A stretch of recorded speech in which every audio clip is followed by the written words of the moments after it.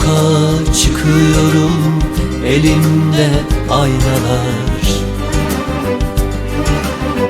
Bir binaya tutuyorum, karşımda yansımalar.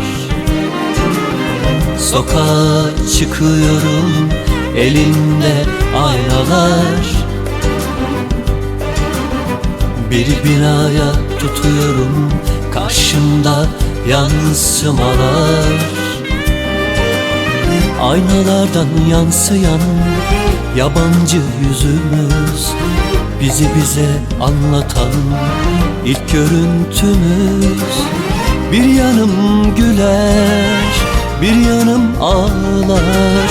Bir yanım bahar, bir yanım solar.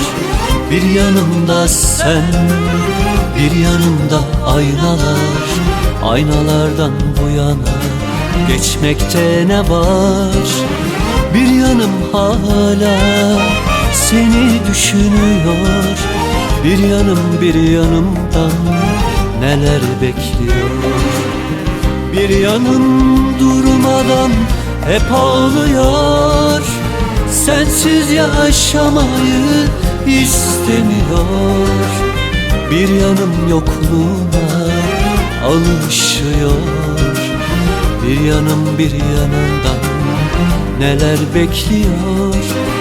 Bir yanım güler, bir yanım ağlar. Bir yanımda sen, her yanımda var.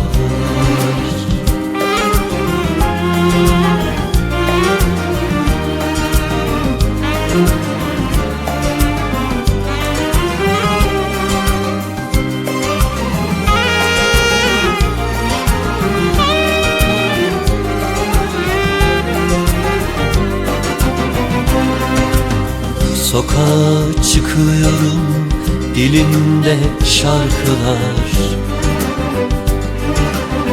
İnsanlara söylüyorum, sözümden kim ne anlar? Sokağa çıkıyorum, dilimde şarkılar.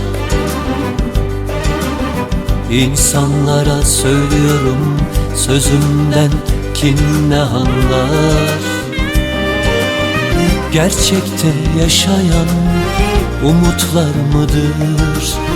Umutlarla yaşayan insanlar mıdır? Bir yanım güler, bir yanım ağlar. Bir yanım bahar, bir yanım solar. Bir yanımda sen, bir yanımda aynalar.